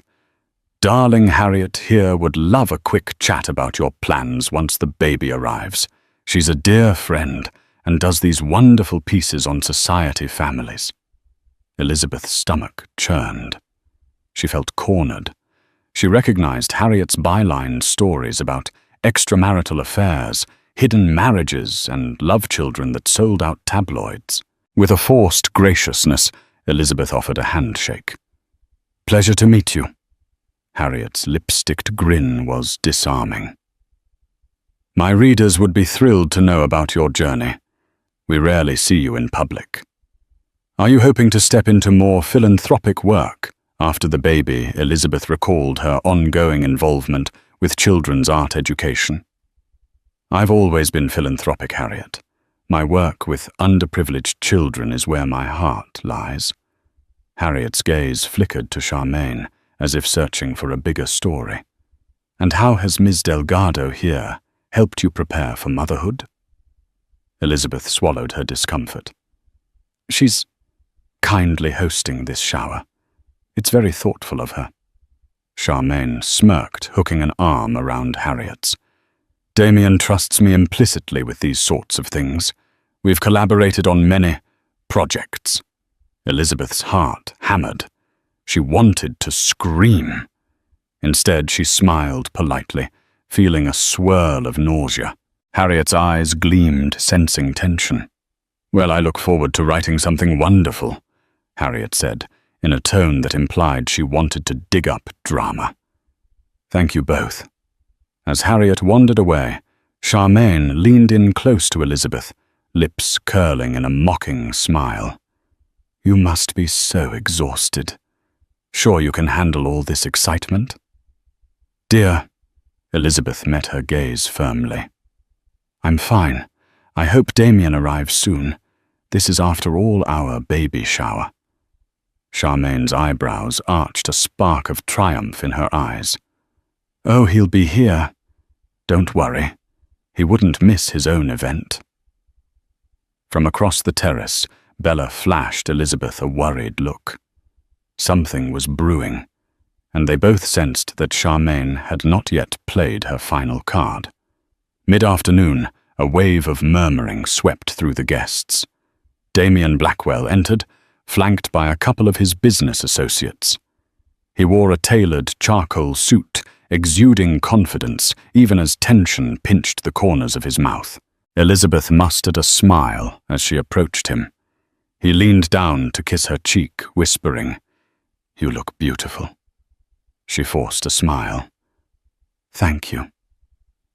Without missing a beat, Charmaine swooped in, greeting Damien with an intimate hug that lingered too long. Elizabeth's jaw tightened. Some guests averted their eyes uncomfortably. Others watched eagerly for signs of drama. Damien cleared his throat. Charmaine, you've outdone yourself. This is spectacular. She beamed. Only the best for your wife. Her lips curved at the word, as though it were a faint insult. Now, dear guests, Charmaine said, raising her voice to gather attention. May I have everyone's attention for a moment? We have a very special surprise planned for Elizabeth and Damien. Two waiters wheeled out a multi-tiered cake adorned with sugar roses and a shining gold bee for baby Blackwell. Gasps of admiration rose among the guests. Charmaine continued. This baby represents a new chapter in the Blackwell legacy. We all know Damien is a man of ambition and power, but behind every great man is a great woman. Or so they say. Elizabeth, you're carrying his pride and joy, his future heir. Elizabeth swallowed, bracing for the spotlight. She felt a wave of relief that, at least in this moment, Charmaine's speech sounded oddly supportive. But then Charmaine's gaze flicked to Harriet McAllister in the crowd. Sometimes, Charmaine said, the greatest test of love is how we handle adversity. And I think we all need to raise a toast to that. Because it's not just about the baby. It's about forging a future that might change the face of the Blackwell Empire forever. A hush fell as glasses were lifted. Elizabeth felt something ominous in Charmaine's words. Damien's expression was inscrutable, yet a slight twitch in his jaw betrayed tension. Cheers! Charmaine declared, her eyes flashing with triumphant challenge. Glasses clinked, but no one seemed entirely at ease. It was as though the moment was waiting for something to drop like the hush before a devastating storm. The cake was sliced. The harpist played softly, and guests milled about in the golden glow of early evening. Bella pulled Elizabeth aside gently, pressing a crisp document into her hand. "Lizzie, this came by courier for you at the hotel front desk. It's from your father." Puzzled, Elizabeth unfolded the paper. Her eyes scanned over a statement from her father's attorney referencing property transactions tied to Damien and Charmaine Delgado, purchased under a shell corporation. Elizabeth's heart stuttered. So it was true he was financially supporting Charmaine in more ways than a simple fling. There was mention of a property in Paris, high-end jewelry acquisitions, and hush money payments disguised as consulting fees. Tears pricked Elizabeth's eyes. Her father had, in his own cautious way, tried to protect her. This document spelled out a betrayal more devastating than any rumor. She glanced at Bella, who squeezed her hand in support. Elizabeth took a steadying breath. "I need to confront him. Now." Leaving Bella behind, Elizabeth navigated through the throng of guests. She found Damien alone near the bar. His phone buzzed on the counter beside him. He looked anxious, swirling the amber liquid in his glass. She handed him the document, voice quivering. "Damien, what is this?" He scanned the pages, color draining from his face. "Elizabeth, I can explain." Her voice rose, trembling with anger and heartbreak. "Explain how you're buying properties for this woman while I'm at home pregnant with your child. How many lies have I believed? Were you ever traveling on business or just off with her?" He tried to grab her hand, but she recoiled. "It's complicated. I was trying to protect you, the baby. My deals are huge. They require alliances." Charmaine was Elizabeth's eyes glistened. "You used me. I was carrying your child, hoping we'd be a real family, and you've been building a future with her." A hush spread as guests nearby picked up on the argument. Charmaine across the terrace watched like a hawk, lips curving into a small smile.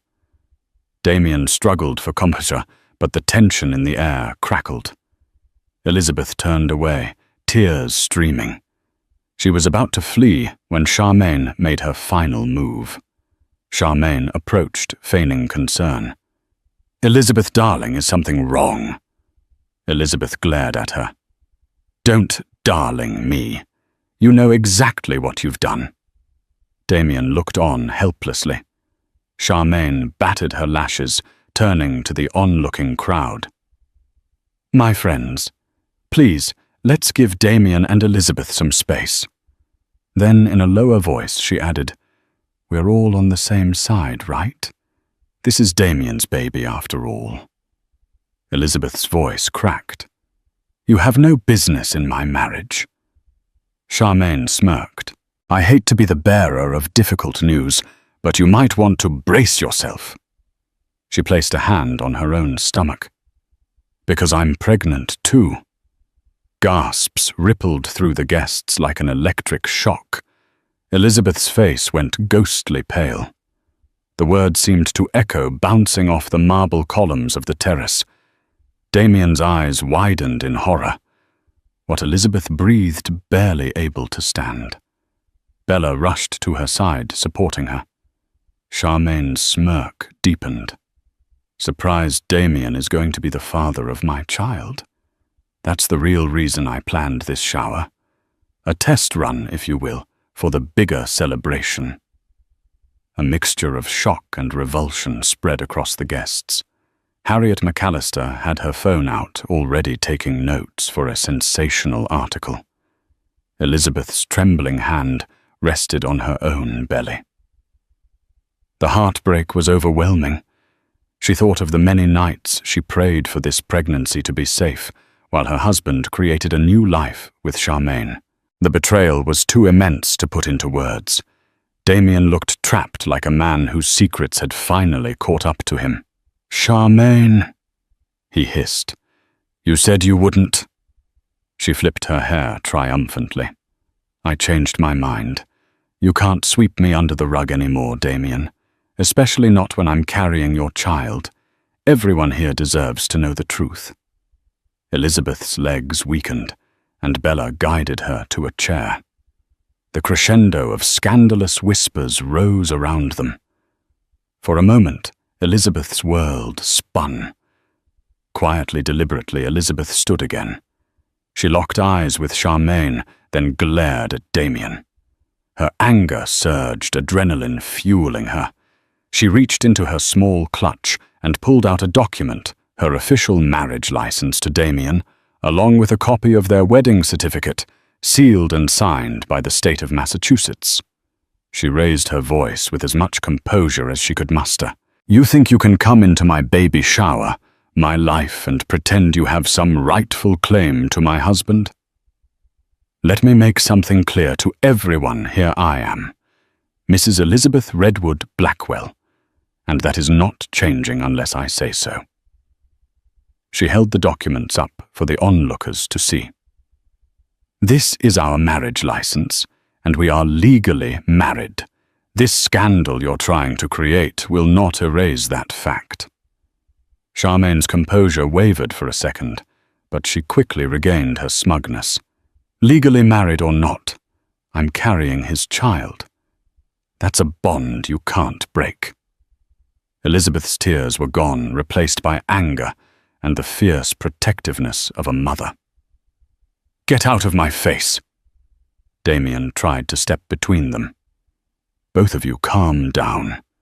This is not the place for..." Elizabeth turned on him with fury in her eyes. "Not the place, Damien. You let your mistress plan my baby shower. You humiliated me in front of all these people. You might have impregnated her too, and you have the audacity to say this is not the place." He reached for her hand, but she pulled away. The tension in the air was suffocating.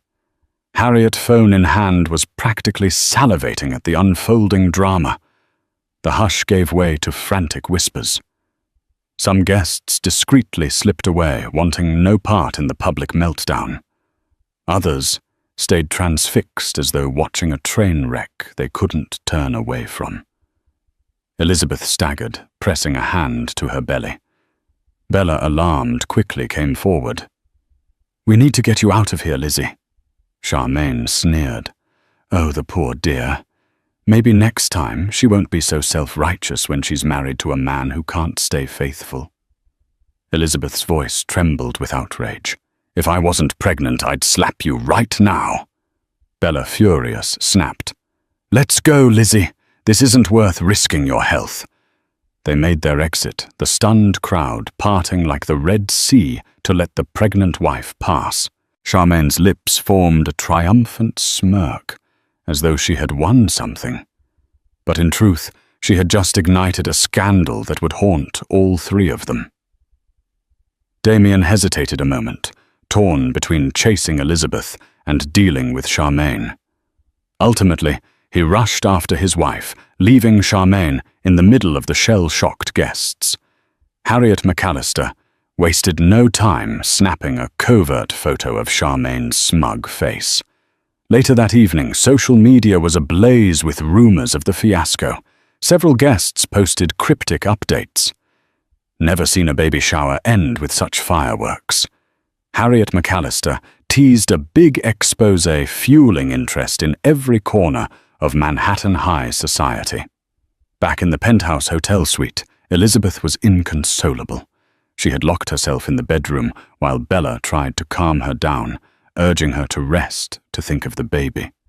When Damien arrived, Bella blocked his entrance. "Lizzie doesn't want to see you right now." Damien spoke in a low, urgent voice. "I need to explain. Please, Bella." Bella's eyes flashed with protective fury. "Explain how you lied to her for months. How you not only cheated on her, but let your mistress host her baby shower." "Just go, Damien. You've done enough." The door cracked open. Elizabeth's voice, weak from crying, emerged. "Let him in, Bella. I need to hear what he has to say." Reluctantly, Bella stepped aside.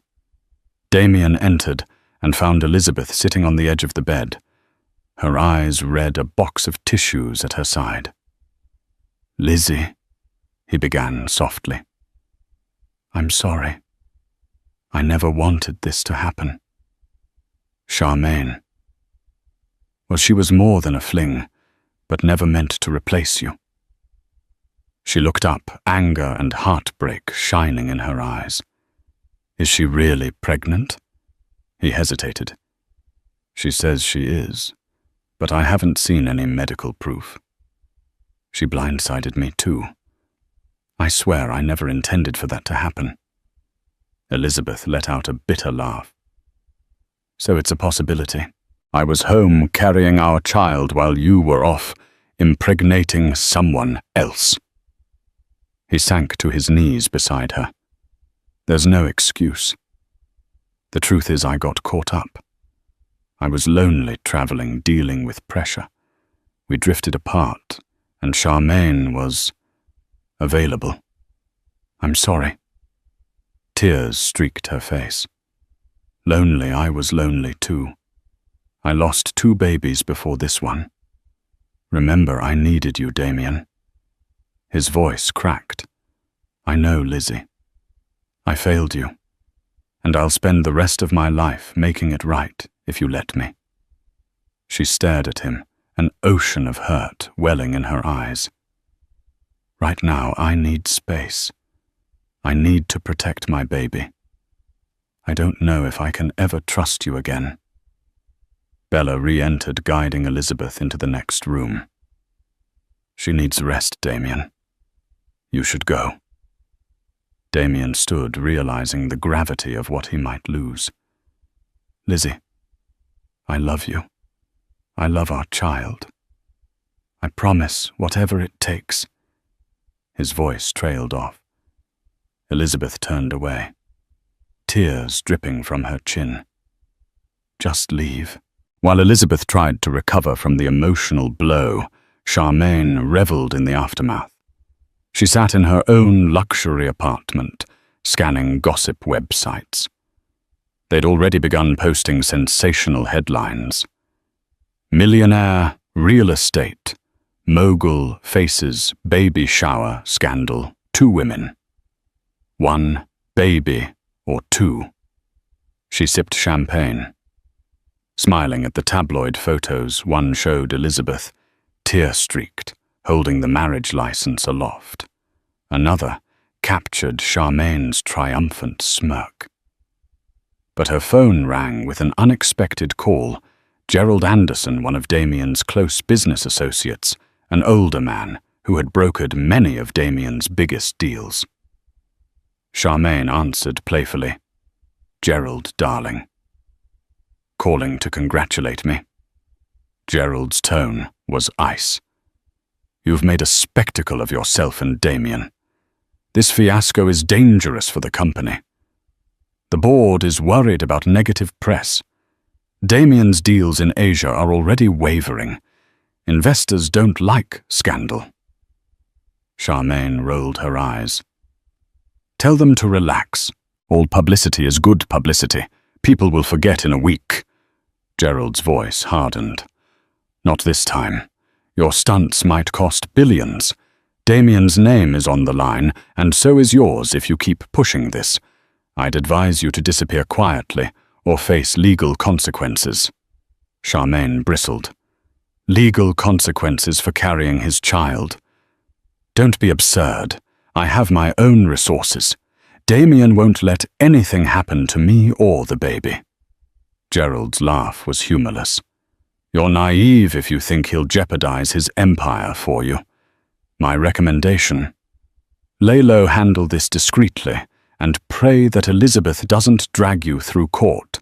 That would be a bloodbath you can't win." The line went dead. Charmaine's smirk wavered. She realized with a chill that no matter how cunning she was, she might be playing a game against forces far larger and more ruthless. Still, she refused to be intimidated. Damien might be the father of her unborn child if she was indeed pregnant, and she intended to leverage that to her greatest advantage. Days turned into a week, and the scandal didn't die down, as Charmaine had predicted. If anything, it spread further. Media outlets that usually stayed away from private affairs devoured the story. Online forums buzzed with speculation. Damien's reputation took a hit, and so did the share price of some of his companies. In Connecticut, Elizabeth tried to find solace. She spent hours in her art studio painting her emotions, swirls of dark blues and fiery oranges depicting her turmoil. Bella stayed with her, ensuring she ate and rested. Late one afternoon, her father, Jonathan Redwood, arrived. He was a tall, stern man who rarely showed emotion. When Elizabeth saw him step into her living room, she burst into tears. She was Daddy's little girl, and her heartbreak was palpable. He held her gently. "I'm here now, Lizzie. We'll fix this." Through sobs, she recounted everything. The baby shower. Charmaine's bombshell, the public humiliation. Jonathan listened quietly, anger flashing in his eyes. "It's time to think about your future, not just your marriage," he said in a measured tone. "Damien's not the only one who can protect you financially. You have your trust fund, and your mother and I will support you. If you want a divorce, we'll ensure you and the baby are taken care of." Elizabeth's lips trembled. "I love him, Dad, but I can't be with someone who betrays me. Not if he won't change. I have to put my baby first." He squeezed her shoulder. "Your mother and I stand behind you. We'll consult with top lawyers. Whether you want a settlement or full custody, we'll figure this out." Elizabeth took a shaking breath. "I just need time to think. I don't want a drawn-out court battle. It's too much stress for the baby. But I won't let Charmaine ruin my life." Her father nodded. "Take all the time you need. We'll keep your options open." In that moment, Elizabeth felt a seed of strength. She might have lost faith in her marriage, but she wasn't helpless. She had her own resources and a powerful family behind her. She vowed not to let her child suffer because of Damien's mistakes. Meanwhile, Damien scrambled to contain the fallout. He held emergency meetings with his PR team and business partners. They devised a strategy to minimize damage, releasing a statement that personal matters are being handled privately and urging the media to respect the family's privacy. But the tabloids thrived on scandal, and every new rumor about Charmaine's alleged pregnancy fueled more headlines. Damien left countless voicemails for Elizabeth. She rarely answered, speaking only when absolutely necessary, mostly about her doctor's appointments. Desperate, he drove to Connecticut unannounced, ignoring his schedule of business calls. He found Elizabeth in the backyard garden, tending to a patch of hydrangeas. She looked serene, though heartbreak lingered in her eyes. Bella, seeing Damien approach, quietly slipped inside. Elizabeth rose, wiping her hands. "Damien." He swallowed hard. "Lizzie, I know you need space, but I had to see you." She shrugged. "I'm guessing your board is demanding that you fix this mess." He sighed. "They are. But that's not why I'm here. This is about us, our baby. I'm sorry I let Charmaine get so close. I was an idiot letting her host that shower. And if she's really pregnant, I'll deal with it." Elizabeth inhaled slowly, the weight of her sorrow evident. "I'm not sure there's an us to fix anymore, Damien. You humiliated me. You lied. You might have fathered another child." How do we come back from that? He stepped closer, voice cracking. By remembering what we had, what we still have. We've always been there for each other, especially after our miscarriages. Don't let Charmaine's scheming tear us apart. Elizabeth bit her lip. Memories of their wedding day fluttered in her mind, the quiet vows, the sense of hope. Could she forgive him? Finally she spoke. I can't just snap my fingers and pretend everything's okay. I need to see you genuinely change. I won't raise this baby in a broken home. But I also won't let you walk in and out as you please. It's all or nothing.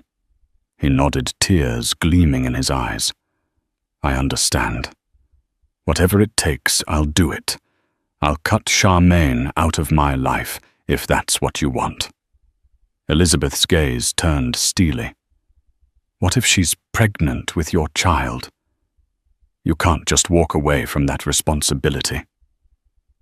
Damien looked pained. I'll provide for that child, but that doesn't mean I have to be with her. I want my family with you. Elizabeth's throat tightened. Show me you mean it. Because if this is another lie, Damien, I promise you I will walk away for good. A week later, a private meeting was arranged. Elizabeth insisted on seeing Charmaine's proof of pregnancy before making any decisions. Charmaine agreed to a meeting, likely eager to flaunt her hold over Damien. They chose a neutral location, Gerald Anderson's stately townhouse in the Upper East Side, away from prying paparazzi cameras. Elizabeth brought Bella and her father. Damien arrived with 2 of his lawyers. Charmaine came with a small entourage, including a self-proclaimed celebrity attorney known for high-profile cases. Tension was thick.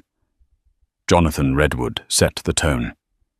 We're here to determine if Ms. Delgado is truly carrying Damien's child.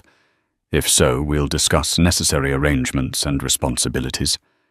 If not, we'll consider legal action for defamation and emotional distress. Charmaine, wearing a fitted designer dress that showed only a slight curvature at her stomach, crossed her legs confidently. How dare you threaten me? I have every right to be here to claim what's mine. One of Damien's lawyers interjected. We have a doctor on standby to conduct the appropriate blood tests and ultrasound. You agreed to this, Ms. Delgado. Charmaine hesitated. I want my own doctor. Someone I trust. Jonathan Redwood shook his head. We'll have an impartial physician, one neither side can manipulate. If you refuse, we'll assume you're lying. Charmaine's eyes flicked to Damien. You'd do this to me. Doubt my word. He sighed. You've given me every reason to doubt you, Charmaine. I need proof.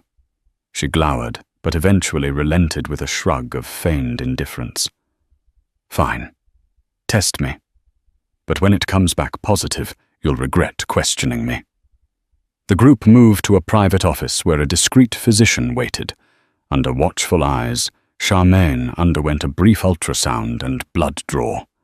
The tension was palpable as they waited. Damien stood beside Elizabeth, glancing anxiously between her and Charmaine. Bella and Jonathan Redwood watched from the corner, arms folded in silent judgment. When the doctor completed the ultrasound, the screen showed a small embryo clearly visible, measuring about 9 weeks. Charmaine wasn't lying about being pregnant. The hush in the room deepened.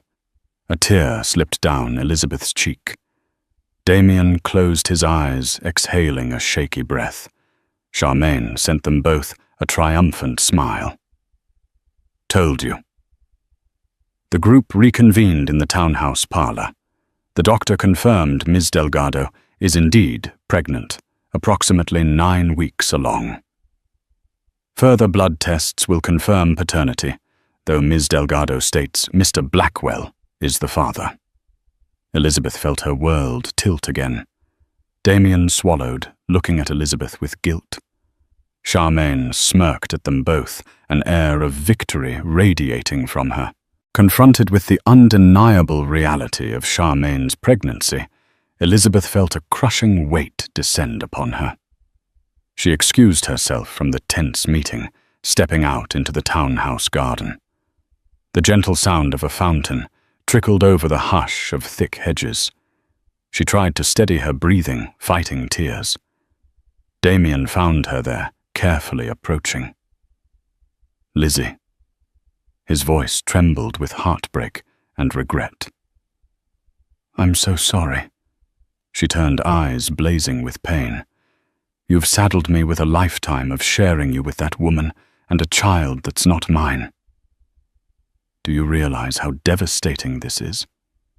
He reached for her hand, voice thick with remorse. "All I can do is own my mistake. I don't want to lose you. Let me prove to you that I can be the husband and father you deserve." Elizabeth's tears flowed freely. The child in her womb kicked as though sensing her distress. "I don't want my baby to grow up in a broken home, but I refuse to be in a marriage with 3 people. He squeezed her hand gently. "I'll handle everything with Charmaine. We'll set up a trust for her child, ensure financial security. But my home is with you and our baby." She pulled away. "Words aren't enough anymore, Damien. Show me through your actions. If you think I'm going to live under the same roof with you while you juggle some arrangement with Charmaine, you're wrong. I'm staying here in Connecticut until I decide what's best for me and the baby." He nodded, tears glistening. "I understand." With that, they returned inside. Charmaine looked at them smugly. Jonathan Redwood gave her a cold stare. "We'll be in touch regarding legal arrangements. Until then, do not contact my daughter directly. Any communication goes through me or her attorneys." Charmaine flipped her hair. "Damien, you know how to reach me if you need anything, especially with the child's appointments." Elizabeth's heart clenched. Without another word, she left, followed by Bella and her father. Damien lingered behind a silent desperation in his eyes. The lines were drawn. The story exploded in the media once Harriet McAllister got wind of Charmaine's confirmed pregnancy. The tabloids had a field day with headlines like "Millionaire's double-duty wife and mistress both pregnant." Late-night hosts made snide jokes. Online comments ranged from sympathy for Elizabeth to outright mockery of Damien's lack of fidelity. Elizabeth retreated to Connecticut, turning off her phone for days at a time, focusing on her health and painting to channel her emotional turmoil. Bella stayed with her, creating a buffer against the swirling press. Jonathan Redwood consulted with divorce attorneys, property lawyers, and PR strategists to weigh every possible outcome for Elizabeth. Damien did his part to distance himself from Charmaine, if only to placate Elizabeth and salvage his marriage. He cut off personal contact channeling communication through his lawyers. He tried to focus on his business acquisitions, but investors grew skittish. The scandal had tarnished his brand. He faced a crisis in Asia when a major partner threatened to pull out unless he resolved his domestic issues. Charmaine, for her part, attended a few public events, flaunting a small baby bump lapping up the media attention. She granted Harriet McAllister an exclusive interview, painting herself as the wronged woman who had accidentally fallen in love with a powerful man. She teased that she still believed Damien would choose her if Elizabeth walked away. Despite the bravado, she was beginning to fear the Redwood family's legal might. As Elizabeth neared her 8th month of pregnancy, her doctor worried about her elevated stress levels. She decided that for her baby's well-being, she needed clarity even if it was painful. She summoned Damien to Connecticut for a final decision. They sat in the sunroom, where the afternoon light filtered through tall windows. Elizabeth wore a simple linen dress, her large belly a testament to how close she was to giving birth. Damien, looking weary and older than his years, sat across from her. Bella remained nearby, silently supportive. Elizabeth spoke first, her voice calm but resolute. "I've had time to think. My father is willing to help me file for divorce the moment I decide it's over. But I don't want to make a choice I'll regret just because I'm angry." Damien listened intently, clasping his hands. She continued, "I love you. I want our child to have both parents. But I won't be humiliated or lied to. If I stay, I need to know Charmaine is out of our life in every possible way, except for the child you'll need to support. That's unavoidable, but I will not have her at family events in our homes or near me." Damien's eyes brimmed with tears. "I swear, Lizzie, I'll do whatever it takes. I want to raise our child together, and I'll protect you from her.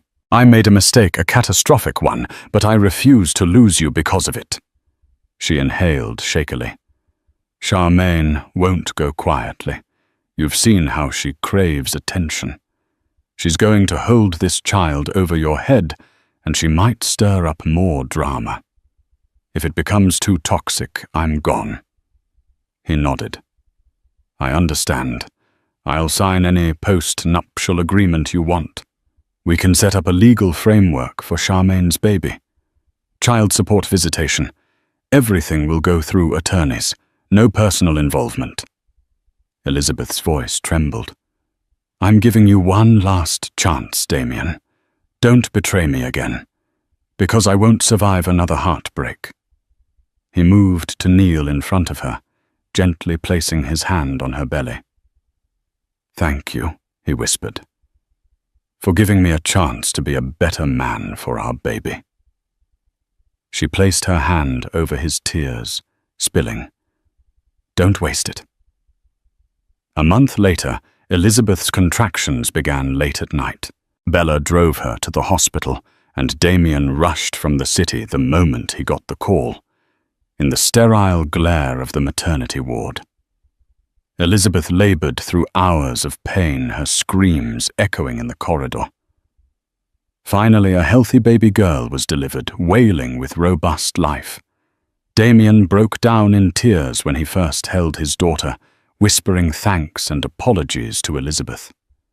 Exhausted, she smiled weakly, letting him kiss her forehead. There was a sense of fragile unity in that moment. Over the next few days, Elizabeth stayed in the hospital, regaining strength. Damien remained by her side, doting on the baby. Bella and Jonathan Redwood visited, offering cautious support. A swirl of media inquiry buzzed outside, but the hospital maintained strict privacy protocols. The Redwood name carried weight, ensuring Elizabeth could recover in peace. As Elizabeth held her newborn daughter, warmth filled her chest. Love, hope, and determination to protect this precious child. She watched Damien cradle the tiny girl who had his dark hair and her soft features. For a moment, it felt like they were a real family, untainted by scandal. But reality loomed. Charmaine was nearing the midpoint of her pregnancy, and she would soon deliver a child who shared Damien's DNA. That future weighed heavily on Elizabeth's heart, even as she tried to savor the bliss of new motherhood. Elizabeth decided to move back to the Connecticut estate, permanently away from the city's gossip. Damien agreed, hoping to rebuild their relationship in the tranquility of the countryside. He spent more days commuting between the city and the estate, determined to show Elizabeth he was committed. Legally, Charmaine's child was recognized. Through carefully negotiated documents, she received a comfortable allowance, medical expenses, and a guarantee of ongoing child support once the baby was born. She tried to push for more face-to-face involvement, but Elizabeth refused. Damien kept his distance, only communicating through lawyers and the occasional phone call regarding medical updates. Charmaine's bitterness grew as she watched from the sidelines. She had expected a grand romance or a highly visible co-parenting arrangement that kept her tethered to Damien's life. Instead, she was relegated to the outskirts, a footnote in his empire. Though wealthy by association, she was still alone, pregnant with a man who'd chosen his wife over her. It wasn't the victory she'd imagined. For Elizabeth, life became a delicate balance, caring for her newborn daughter, grappling with the trauma of betrayal, and trying to trust Damien again. Each day that he returned from the city, without any sign of infidelity, was a small victory. She wondered if she could ever fully forgive him, but she loved him enough to try. Months passed, and the scandal gradually faded from public view, replaced by fresher celebrity gossip.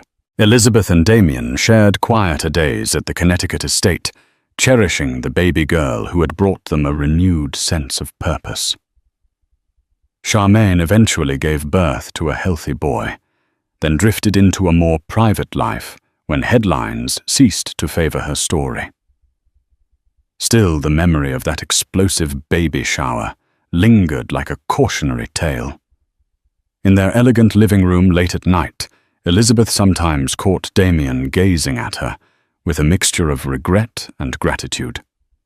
Their marriage was far from perfect, and trust was a fragile plant that needed constant nurturing.